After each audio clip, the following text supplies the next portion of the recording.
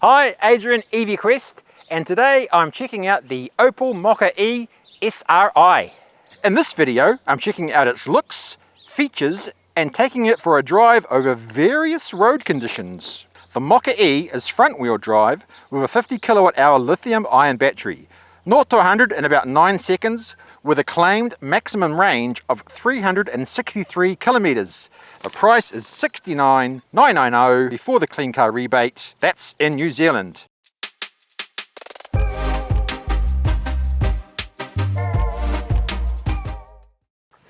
First impressions, I like it. I think it actually looks better in real life compared to the brochures and the website.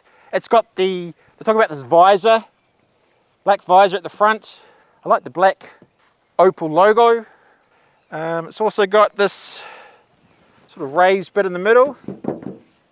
So here's the lights. Looks pretty straightforward, but there's quite a bit going on with the lights. There's the LED matrix headlights with advanced forward lighting. There's high beam assist and LED daylight running lights. Some air vents, sensors. It's a two-tone color, black roof, black bonnet, and then this one is, I guess you call that a grey. Various other colors available. From the side, I like the wheels, 18-inch. They stand out, and I really like these red accents around the car.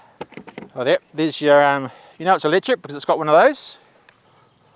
On that, it is based, the Mokka does have a petrol and diesel version, but this is obviously the electric one. Similar looks, apart from there's that little E on it. From the back, I think it's tidy. So for the boot, it's a little bit weird to open. You'd think you'd go here, but it's actually down here. And then lift. So just on the boot, there's this model car doesn't have it, but the newer ones are coming in. It has got there's another level you can put a cover in there. Down below, you've got no spare tyre, which is pretty standard these days. So you've got your gunk and your, that little pump thing. So if you're a fan of a spare tyre, you're going to have to get your own. Boot space is 310 litres. I wouldn't say that's huge. To give you an idea, I've got a couple of bags. Got my away bags. Going away for a night. So that's there. This one's here. This one. I mean, you'd probably wouldn't want to take kids with you, ideally. Not huge, 310, but that's obviously you can take this off and lower the seats here. That gives you a bit more room. Yeah, it opens it up. And big thanks to Tauranga Opel for supplying us with this car. That's Tauranga Opel. Back seats. This door doesn't open. I think they could go. That's not a huge opening. I don't think that's a huge opening. I've got the driver's seat at my size, which is 6'2". I was very comfortable in the front seat, but I'm very uncomfortable in the back seat. Headroom's good. Headroom's good. But I'd want a shorter driver, or I need to be much smaller. Probably kids are fine. I'm probably not the ideal. There's a couple of USB-A's there. 2 sets of anchor points. Okay, I'm just going to see how far the rear view mirror goes down.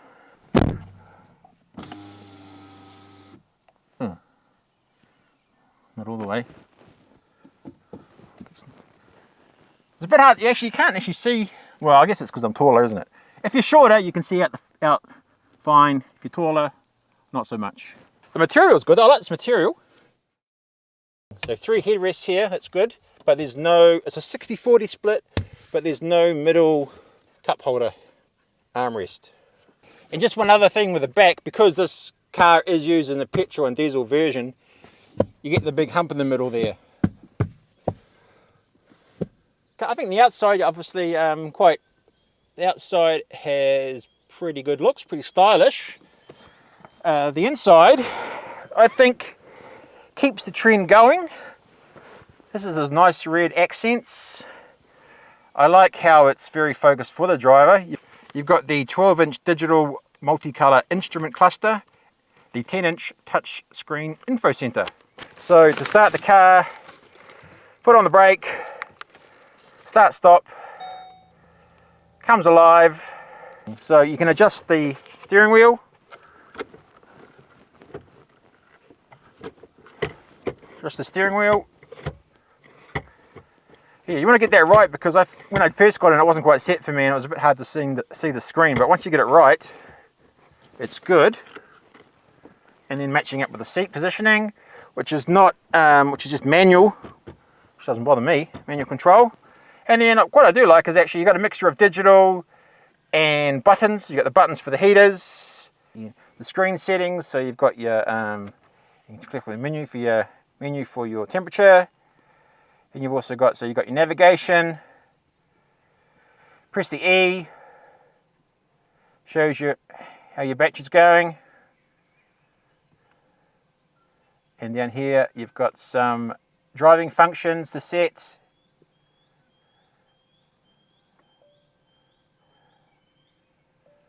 Which probably not the most flashiest, but I like it. It's very functional.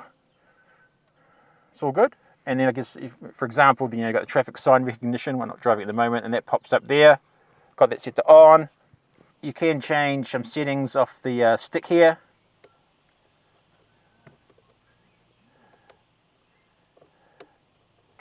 Just thought I'd sit in the passenger seat because the dials and dashes, everything's very focused on the driver. I feel fine. I guess you can't see the screen. Well, it's not really a big issue, is it? This is very nice. I like the finish here. Glove compartment, it's not too bad. It's not going to rock anyone's world. And then there's of course the two coffee cup holders. And just one thing, this black, I think they call it black, piano black. It looks nice, but it's supposed to mark easily. So I mean, you have to polish that every day or so. But it does look very nice. Complements the car well. And maybe that could just, I don't know, that little button could be maybe a little bit bigger. Because you're sort of dipping down there to change. Wouldn't want it a little bit higher. Okay, so we're just off I'm off on my drive, my first drive. We'll be going through some various roading conditions, a little bit in town, 50k zones, a 70, and then we're going to go into some open road, windy, up and down hills, to see how this Mokka-e performs. And it's not the fastest car based from the stats. It's the 0 to 100 is 9 seconds, so it's not the fastest, but I think it's fine for around town. I've got my seat set up properly, so now before I got in there it was a little bit out of control, but now I can see my dials. I've got my seat comfortable, got good visibility out the front. That pillar's not too bad. Side mirror, excellent view out the back. And the rear view mirror is not too bad, it's alright. And feels pretty comfortable. Do feel slightly elevated. So I'm feeling comfortable and could definitely lock in a long drive. I've got the nav on here, so I'm following that. Also got that going through the screen at the front. I've got my my battery charging there. I can change my drive mode down here. Sports, normal, and eco. And you've got your regen, basically on or off down here, which I have. Oh yeah, there. Regen's on now. I've got my regen on. At the front are telling me what the speed limit is as well. So I'm in a 70 at the moment as I head out of Tauranga. There's a 100k sign there. And it's 100 now.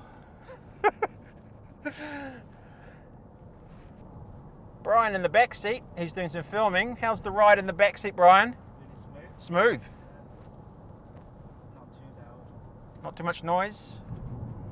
Just one other thing, you feel like you're in a sort of little cockpit focused on the driver with this sort of angle towards the driving. So I like that.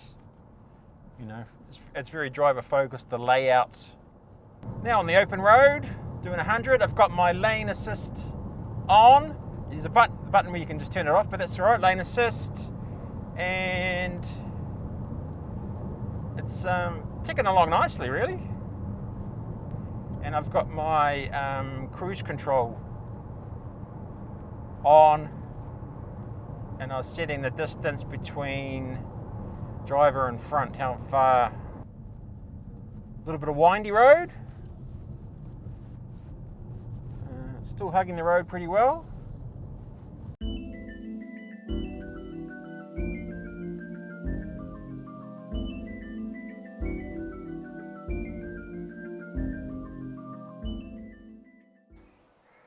Summing up, I probably like the car more than I thought I would. I like the looks, interior sort of suits me.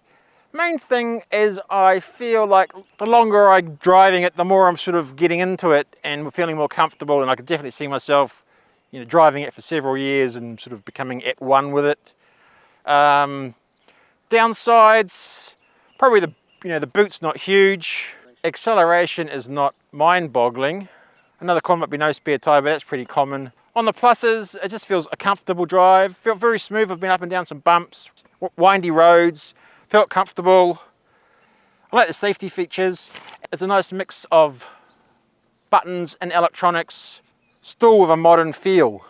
So overall, enjoyable driving, and I recommend you give it a test drive yourself.